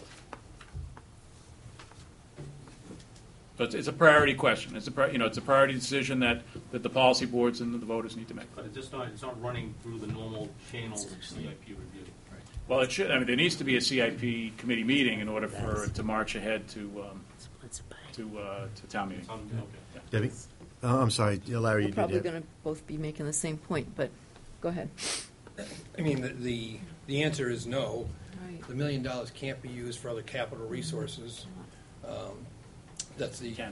Can't be used for trucks and stuff like that. No, but it can be used for other building projects. But Right, but I think the question, right, the question was what about the was. wish list. So when we meet to do capital, we can't, that $1 million that the school committee can vote to go forward cannot be used for the, I'll say the smaller capital items that we typically vet It would be on an annual basis. It would be a building project, so it could be, I mean, I'm not suggesting this, but I'm saying what, the options are, spend it here, certainly have the right to do that, or, if the priorities are, well, we want to make sure we have $1 million for the Borough School, the Taylor School, or the Town Hall. That's different. But I think the way I heard the question was, can that $1 million be used toward the capital wish list, which is what we Yes, typically because call those it. 3 items are That- on the wish list. But most of the items on the wish list are not that. So But those are Fire the trucks, those are the 3 buses, that we know that are coming. technology. That are on the wish list. Okay. Larry? Yeah, I mean, I just wanted to reiterate what John said, and I don't really understand. We have a prioritization process, the CIP process, and I assume since this is your article coming forward, that this is your priority. And then if that's true, then, what effect does that have on your scenario here? As I said, it doesn't, because it's coming from cash that would be used for capital. Right. It doesn't impact the operating budget, which is what we're focused on here. It's a priority question within the capital budgets, and not FY14. It's a priority question, over the 5-year capital plan. But at the very least, then, it would be a different funding source. We would keep the $1 million that we could then apply towards a town hall or the borough school. I mean, that's an option. Right. Okay. I mean, I think that's the gist of your that's question. the trade-offs that we're Right. making, or we're And it doesn't seem contemplating. like we're discussing those trade-offs yet, but. Well, that's If I can interject for a minute, I think we're way off line here on what the agenda stands for. You go into another project instead of what we're studying. All due respect, this is about a budget that's laid out here, and you're talking about, now you're putting on an agenda, a discussion that is turning into. I was trying to understand the line item. I understand that, but now we're going to talking about other projects that aren't on the. But I'm as just part an of the air of budget, caution, letting you know. As part of the Could you let me FY finish, Larry? Go ahead. An air of caution, it's not an agenda item to discuss a town hall, a turf field, I know, but it's leading to that, is what I'm saying to you. I want to know what the parameters are around the CIP budget for this coming year. That's. But we're not there. We haven't got there. A couple of things. One is, I think the point was made, is that for the project that's being proposed for December, the capital project, the CIP committee does need to convene before December 11th, to consider that project. And then beyond that, barring anything else that is unforeseen, the meeting in March that we've listed out in the calendar would be where all the current capital requests would be considered. But what I'm trying to say is, this says preliminary projected. Yep. That's what we're supposed to be discussing here. I'm just trying to say, we all have enough heat from running off topic here or there by indirectly doing that. I'm just trying to make sure that doesn't happen. It's got nothing to do with whether you're for or against it. I just want to stick to the agenda. George? You've mentioned before that the tax rates are going to go up by 2.5% per year. Not the rates, the tax levy. Exactly. Unless the votes are different, then we want to reduce it. Randy, hold on a second. That's a topic that comes up every year, and Right. it's a little confusing. Because can you just spend a minute Sure. saying what's the difference between a tax levy going up 2.5%, all that? And then we'll get back to you, George, because I think it's important for everyone to understand what 2.5% means. Right. Thanks, John. I appreciate that.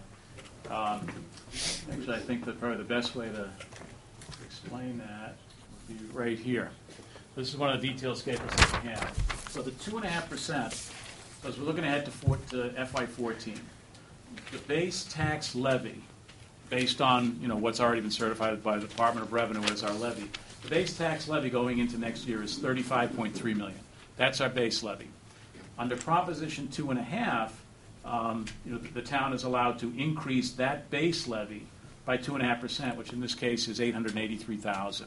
So the town is allowed to do that, and then how that, of course, it's a policy decision. If the policymakers in the town meeting, voted to not to do that for whatever reason, and we're going to have to, reduce services, that's a position, that's an option. Hasn't been an option in this town. This town's been trying to maintain the services.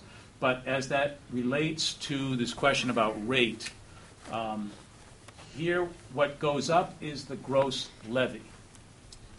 The rate and then value, taxable property, the value of the property, those are the balancing equations. So we know that we have to raise this amount here, because then you have to add in new growth, debt exclusions, the rounding error, so we have to raise approximately $40 million.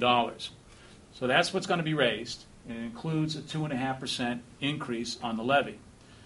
So how that gets apportioned is a function of the work that our chief assessor sitting in the back and her board does in valuing all the properties. So we have this pie of $40 million that has to be allocated. And based on your home or your business's pro rata percentage of the pie of value, you're going to get that $40 million allocated to you. And what the balancing factor is in the math is the rate. And if values happen to be increasing, then the rate would typically go down if the math works, and if values are decreasing, then the rate would typically go up because you still have to levy this gross number. I know it's still a confusing topic, but that helps. Go ahead, George. I have two questions. So, one, is the levy allowed to go up 2.5% or go up to 2.5%? Up to 2.5%. So you misstated it before when you said we increase it by 2.5. We're permitted to increase it up to that. We could certainly, or you can propose only a 1% increase or a 0.5%. I don't propose. Well, or it could stay the same, or it can go down. That's every year. Yeah. That's question one.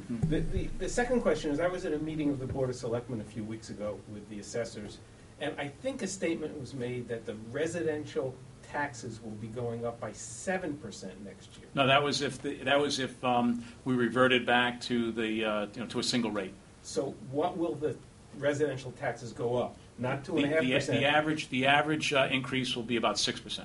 So residential taxes will go up 6%, not 2.5%, not the other numbers you were quoting tonight. Well, I think that's why I wanted him clear. I think he's correct in what he's saying, but I just wanted to see if my memory different was context. correct. Most people assume their understanding of Proposition 2.5 is that well, my taxes can only go up by 2.5%. It's the gross levy that goes up by 2.5% if it goes up by 2%. But if your value increases, at a higher rate, you're going to get a bigger percentage of the share. And if we layer on at the ballot box, more debt exclusions, like we have in the library and the public safety and the high school, then the taxes go up beyond 2.5% by whatever that amount is, pro rata over the value of your property. Understood. And likewise, if we don't scrub down the requests and eliminate waste, it's going to go up more than it could have otherwise. Sure. And Randy, that 6% includes exactly what? That the average tax is going up 6%, includes debt exclusion. Yep, debt exclusions. Just to make that clear. It's new growth. It's the 2.5%. It's debt exclusions, and it's and it's new growth. But because we also shifted the right. Because we also shifted the split back more towards residential, we didn't maintain the split that we had. That had an impact as well. That drove it up from what would have been about a 5% increase to about a 6% increase. The shift that was chosen. Right. And I think it's important to add to your discussion is that a lot of people don't understand it's not the value of your house or your property that goes up 2.5% if we levy to the 2.5. It's the assessment of the whole town. Yes. You're shaking your head. It's the assessment of all the properties and then divided amongst. Exactly. So if you have a $400,000 house and your neighbor has a $1 million house, and the average is $700,000, then or $8, whatever, you're at 2.5% of that. So when somebody tells to you, it doesn't matter that somebody on the other people are building more luxury homes, per se Westwood, multiple houses getting knocked down, making very expensive mansions, and you're over here on the other side of town, you're getting a burden from that, just because it's the total levy. I think it's very straightforward. I look at my tax bill for this year, I look at my tax bill for next year, I divide one by the other, and I get my percentage increase. That's mine. Right. Not what the town gets, that's mine. Everybody's mileage will vary. And you're saying that's going to be 6%. The average for residential, based on the dynamics that we have, levying to the limit, the debt exclusions that we have, and the tax, the split rate that the board chose, that results in an average increase for residential taxpayers of about 6% for next, for this year, FY13. Anyone else from the audience? Kevin, you had a comment? Just, my wife accuses me of having a very simple brain, which she's probably absolutely right. And this is pretty simple. The size of the pie, the tax levy, is going to go up by a certain percent every year, 2.5, if we let it. That's the max. And whatever we vote for overrides, we add on. But each homeowner's piece of that pie is based on the value of their home, proportionate to everybody else's value. So if your relative value goes down, your piece of the pie goes down if somebody else's goes up. It's as simple as that. It really is as simple as that. People focus on the rate, but the rate just is the number that balances the equation. And that's based on 2 years ago assessment. What's that? The assessment on the tax rate is based on 2 years ago, and we do a reassessment this year coming, correct? Yeah, 2 years, a year and a half to 2 years, yeah. You are right, it's 2 years back. If you had it nice and simple, now you're making it complicated. Well, I just want to make that clear. Because a lot Yes, of you're people's right, values yep. went down and their properties went down. Right. And you can't use that for 2 years. Yeah, and that's by state law. It's not by Foxborough's choice. It's values. Fair cash value. As of January 1st of the prior fiscal year. Randy, just a couple questions, and then actually, and I appreciate what you did. You're flying 100,000 miles above, and we're kind of at 20,000. You've got the charts in the columns and rows. Can you just take a step back and just give a general broad, I know we're looking at 14, but a general understanding of how's our bond rating, where's it going to go, Sure. Health insurance, the work that we've done, are we going in the right direction? Just so the average person that can't see the numbers or don't follow the 15 pages of numbers, kind of a state of the state of Foxborough right now. Sure. And I don't want to put you on the No, that's spot, great. but I think it's appreciate you important. asking that. It's an important question. I think it's been talked about in various ways over the last couple of months. The good news is that based on our history up until now, is that the credit markets, investment community, views little old Foxborough. I say little old Foxborough because this is a relatively smaller municipality compared to many of the other municipalities and cities. And with what we have, meaning no general override money like the majority of the communities around us, the rating agencies have given us a very high rating, AA+. I mean, the highest we could get is a AAA. We will never get that. You need certain, socioeconomic, demographics, to get that, and we would need massive cash reserves, beyond what we have. So we've overachieved. Meaning our fiscal conservatism over the years, combined with the good fortune that we've had with the development that's come into the town, the proactive steps collectively taken by everybody here in this room, trying to manage our liabilities, the OPEB liabilities, the way we've approached contracts, labor negotiations. Again, labor or salaries is the biggest controllable expense that the town has. Of these numbers that we're talking about here, over 60%, 61, 62% of all of the dollars that go out the door, out of the general fund, is all related to salaries. So that's a key reporting item when we have to disclose, where are we with our contracts, what are the wages, what are the increases that we're giving. So in essence, the town has decades-long practice of being, fiscal conservatives, and as far as like the debt that we've taken on, I know there's been a lot of talk about the debt that the town has taken on with regards to the important projects, the buildings in the town. the fact that we fund them the way that we do, that the people, the voters here in the town go to the ballot box and the majority, vote to support the increased debt burden, with incremental taxes, that's viewed as a big positive, that the community is willing to step up and the bondholders feel, protected because, that money can be collected, it's not at risk. So everything that we've been doing, when I have to explain to the rating agencies, how we manage, and they ask all the questions. What are we doing with health insurance? What's going on? How are we funding our liabilities? What are we doing with salaries? How are we managing our capital plan? They cover all the bases, and you can read the rating. It's online. It's on the website, and it's been positive. I will say that's no guarantee of future success. It's hard work every year. It'll never be easy for this community. It'll never be easy. I wish that was going to be the case, but it's just not.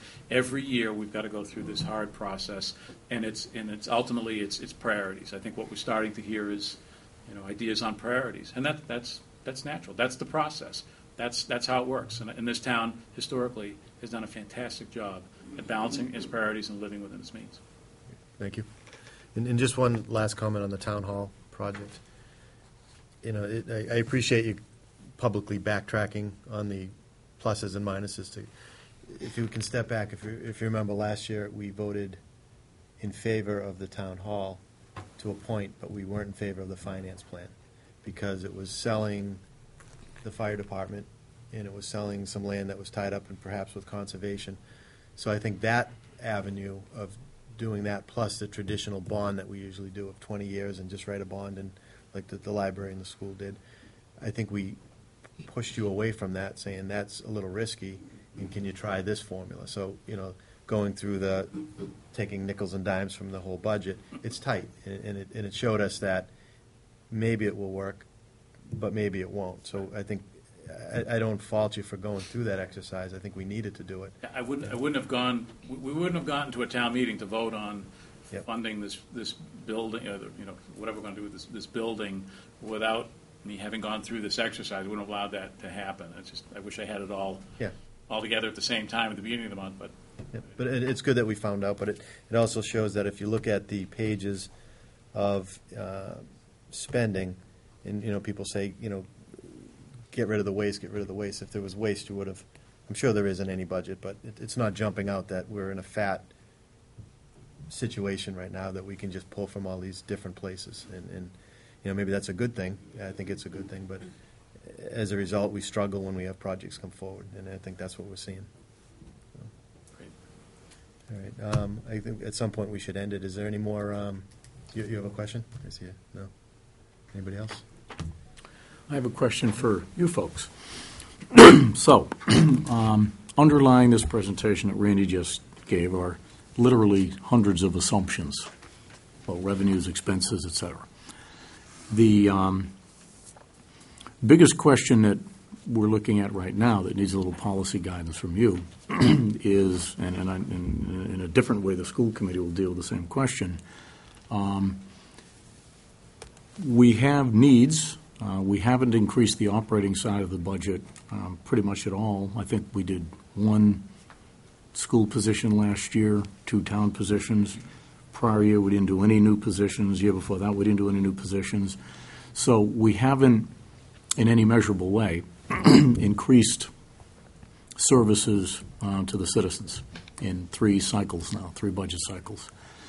I think we're all aware there's a lot of demand out there in a variety of areas. And what this basically tells you is that if you want to look at increases in operating budget services, it is possible. Very modestly, but it is possible. On the other hand, if you want to create margins which can be used in the future to support the town hall project or other needs, then we can't do that. We really need to be very conservative in the budget this year and not put new pressure on the operating budget.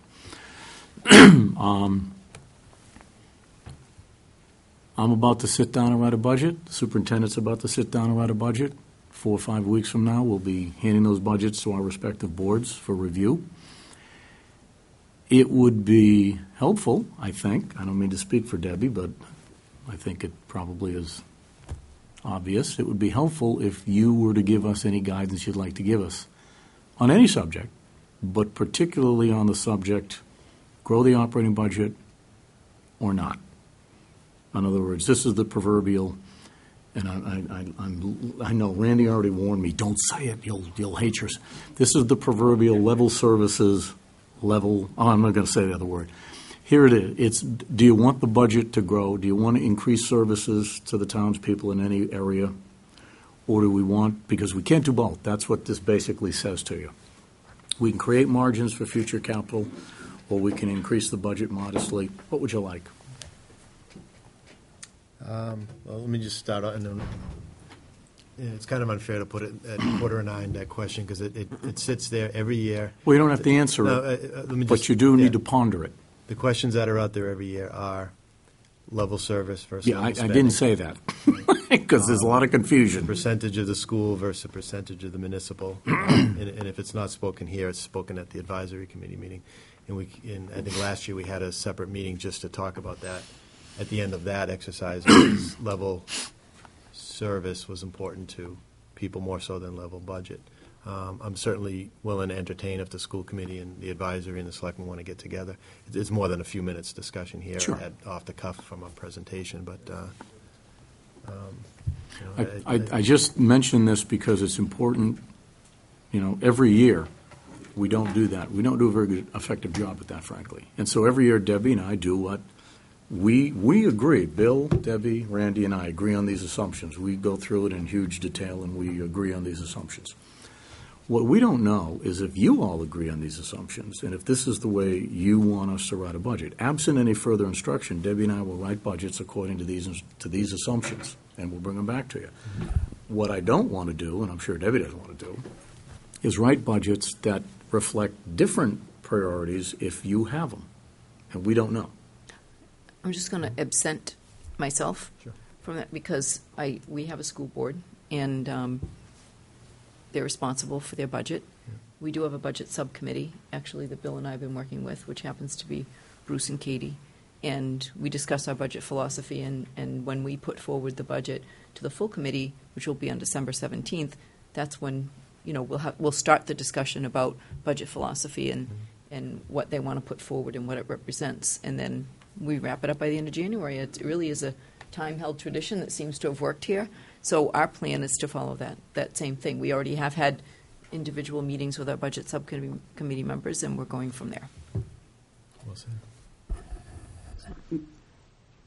Go ahead. Had your hand right up quick. Go.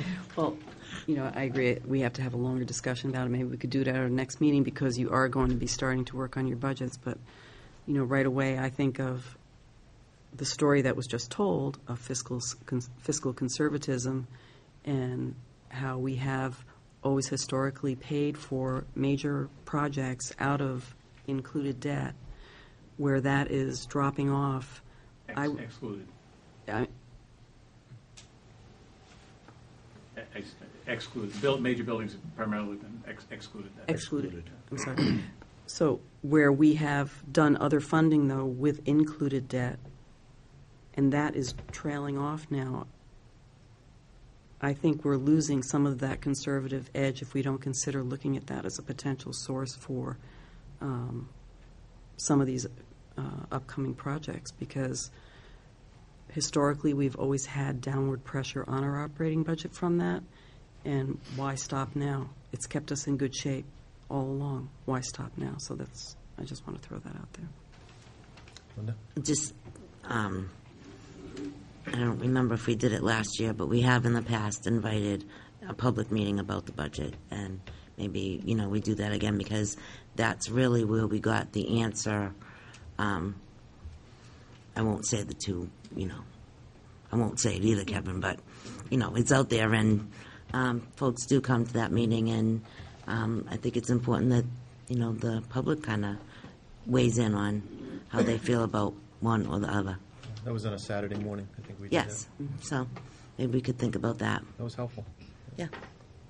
I'd just like to make one comment. I think, I could speak for the committee, but you can certainly chime in, is that I think the school committee has really focused on a student-driven budget. And I have complete confidence that we'll continue to do that while we're being certainly mindful and conservative of the information we've gotten tonight. But as Debbie stated, I think our process works pretty well, and I think we'll just, we'll continue with that, unless either of you have another comment.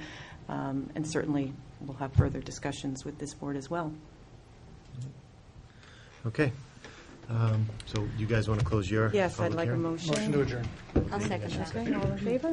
Thank you. Thank you all Thank for you very coming. much for Appreciate it. inviting Thanks us. for your time. Thanks to Randy. Yeah, thank you. Thank you, Randy. Randy, thanks.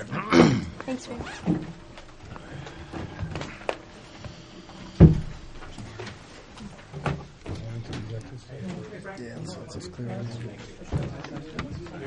Good job. We're supposed to drive Good job. 5 hours one way, but we can.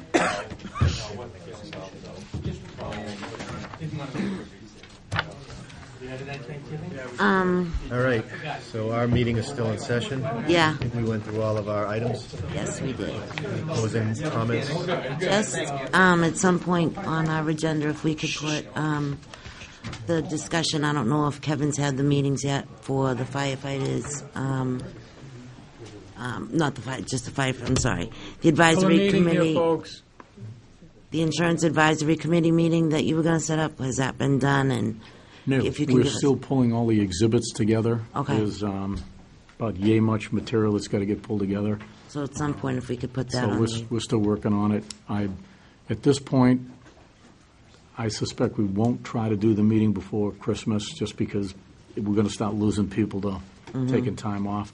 Yeah. But I just don't want that to kind Oh, of... no, don't worry, that. that's not, that's definitely moving along, yeah. Yeah, there's at least a month and a half right now of meetings that are out, and they start to get light near the end.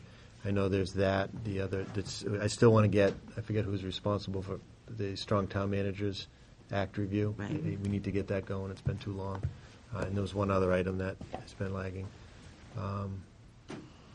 So what I'll do is I'll send the agendas out to everybody so everyone can see what it is, and then email me back when you're ready to put that on there, or when Kevin's ready, and we'll fill Yeah. it up. But we've been meeting every week, too. We're meeting Oh, I know. on December I 3rd, just so- don't want it to, get lost. Yep. because... So we are plugging it away. Actually, we're meeting also tomorrow with the DPU and the National Grid people. Kevin, you're there, and I think the fire chief, and we're going to sit there, and hopefully we can get that on the next agenda, too, to come up with some type of What meeting is update. that? I'm sorry. After the Hurricane Sandy, not Yeah. Irene. I just... Were we supposed to go to that? No. Oh. We just reached out. It's a small meeting with the president of National Grid, Marcy Reed, Yeah. DPU, her overseer at the DPU. Mark's going to be there, Kevin, the fire chief, Bob, Russell, and maybe a couple other people from National Grid. And basically, we're just going to say what's happening with the union, educate us, and let's work together better. So I'm just mentioning that because these things are on the list, they're getting done, but there's still openings on the agenda in the next couple months, so. Okay, that went off in a direction. So it's 8:45, we're scheduled to go into executive session. Do I have a motion to close the? Actually, that's not needed. The material that we were going to do isn't ready, unfortunately, so I don't have anything to report to you. Okay. Motion to adjourn. Second. Motion made, seconded, all in favor? Aye. Thank you, have a good evening.